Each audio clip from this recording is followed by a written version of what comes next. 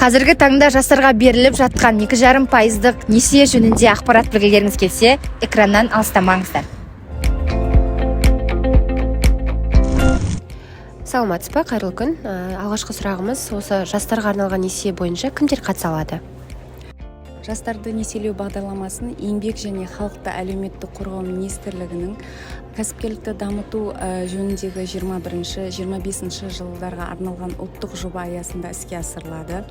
Бұл бағдарламаға 21 жастан 35 жасқа дейін жастар, 35 жасқа толған жастар қатыса алады. Осы бағдарлама бойынша жастарға берілетін несиенің мерзімі қанша?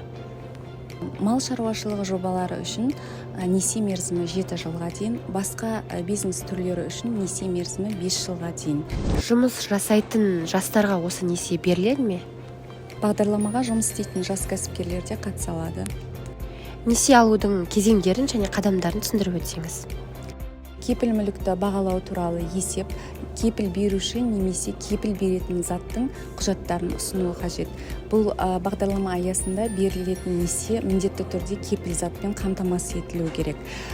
Кепіл зат ретінде біз жылжымалы немесе жылжымайтын мүлік қабылдай аламыз. Жылжымалы мүлік ретінде тек қана арнайы техника болу керек. Егер жас кәсіпкерде кепіл заты болмаған жағдайда, онда кепіл беруші ретінде үшінші тұлғаны тартуға болады. Несиені қаржыландыру жөнінде шешімді кім қабылдайды? Шағын несие беру туралы шешімді әкімдік жанынан құрылған комиссия қабылдайды. Бұл комиссия мүшелері болып мәслихат депутаттары, мемлекеттік органдардың, бұқаралық ақпарат құралдарының, Атамекен кәсіпкерлік палатасының өкілдері қатысады. Жас кәсіпкер осы комиссия алдында өзінің бизнес жоспарын таныстырады. Осы уақытқа дейін қанша жоба қаржыландырылды?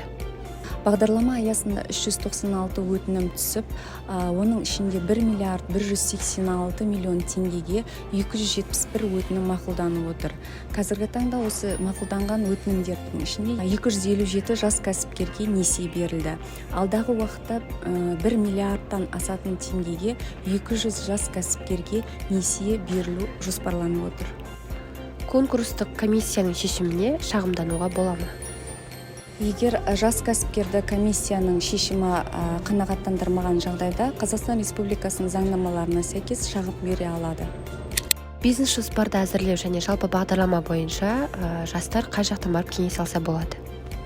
Бизнес жоспар үлгісі әзірленген. Осы бизнес жоспардың үлгісін және де осы жастарға шағын несие беру бағдарламасы аясында кеңес алғыңыз келсе, Қызылорда облысы бойынша филиалымызға, яғни келесі мекенжайға хабарлассаңыз болады. Қызылорда қаласы, Қорқыт Ата көшесі, 123 ғимарат, 3 кабинет.